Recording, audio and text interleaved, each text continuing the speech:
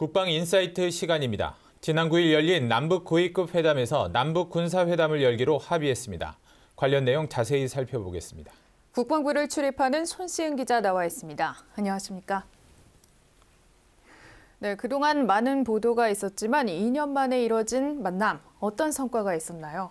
네, 지난 9일 23개월 만에 열린 남북 고위급 회담은 회의 분위기도 전체적으로 밝았고 성과도 있었다는 평가를 받고 있습니다.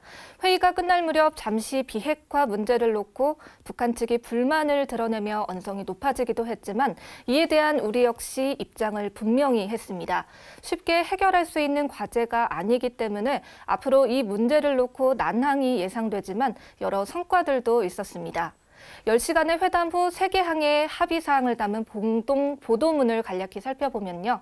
첫째는 남과 북이 평창 올림픽 성공에 적극 협력하고, 둘째는 군사적 긴장 완화와 민족적 단합을 위해 노력하며, 셋째는 한반도 문제를 당사자 간 대화 협상으로 해결하자, 이렇게 3가지로 요약할 수 있습니다.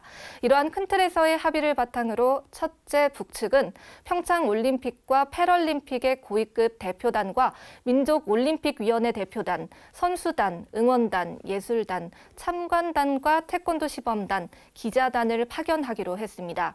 남측은 이에 필요한 편의를 보장하고 이를 위한 실무회담을 개최하기로 했습니다. 네, 23개월 만에 열린 남북 고위급 회담인데 무엇보다 군사회담을 개최하기로 합의했다는 게 가장 눈에 띄었어요. 자세히 소개해 주시죠.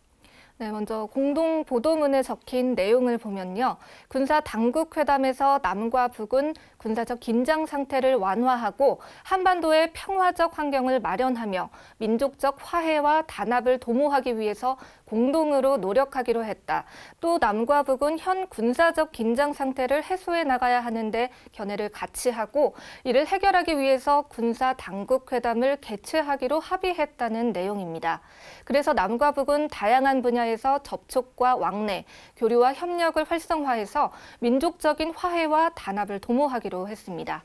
네, 이에 따라 국방부도 많이 분주해진 모습이죠. 군사회담을 위해 내부적으로 실무 준비에 착수했다고요. 네, 그렇습니다. 국방부는 내부적으로 조만간 열릴 남북 군사회담에 대비한 실무 협의에 돌입했습니다. 국방부는 군사회담의 초점은 평창 올림픽의 성공적 개최라는 신중한 입장을 밝혔습니다. 당장 북한의 참가를 위한 군 당국 간 실무적인 협의가 우선이란 겁니다. 역대 최대 규모로 예상되는 북한 대표단이 육로로 올 경우 군사 분계선을 넘게 되는데 이들의 안전을 보장할 사전 조율이 필요하다는 겁니다. 당장은 실무회담에 집중하겠지만 회담이 잘 풀리면 한미 군사훈련이나 우발적 충돌 방지를 위한 신뢰 구축 조치, 북핵 문제 등을 다룰 수 있는 고위급 회담으로 확대될 수도 있지만 좀 전에 말씀드렸다시피 북한이 비핵화 문제를 다루는 데는 여전히 거부감이 강해 수용할지는 미지수라는 평가가 지배적입니다. 네, 송 기자, 이번에 서해 군 통신선도 복원됐죠? 네, 그렇습니다. 국방부는 10일 오전 8시부터 시험 통신을 정상적으로 실시했다고 밝혔는데요. 지난 2016년 개성공단 폐쇄 이후 끊겼던 통신선이 복원된 거라 기술적인 점검과 복구를 지속적으로 할 필요가 있다고 했는데요. 앞으로 군사회담 관련 내용도 군 통신선을 이용해서 조율하게 될 것으로 보입니다. 네, 이 국방부가 회담 준비에 상당히 신중한 모습인데 앞으로 어떻게 진행할 방침입니까? 네, 군 당국은 회담의 방식이나 대표의 격에 구애받지 않고 북측과 실무 협의를 해 나가겠다는 방침입니다. 시기에 대해서도 평창 올림픽이 한 달이 채 남지 않았기 때문에 조만간 남북 당국자들이 만날 것으로 보이는데요. 회담 관련 내용이나 전략에 대해서는 관련 내용이 새 나갈 경우 회담 전략이 틀어질 수도 있기 때문에 국방부는 상당히 신중한 태도를 보이고 있습니다. 때문에 국방부는 남북이 확실하게 합의한 내용만 선별해 공개할 것으로 보입니다. 네, 잘 들었습니다.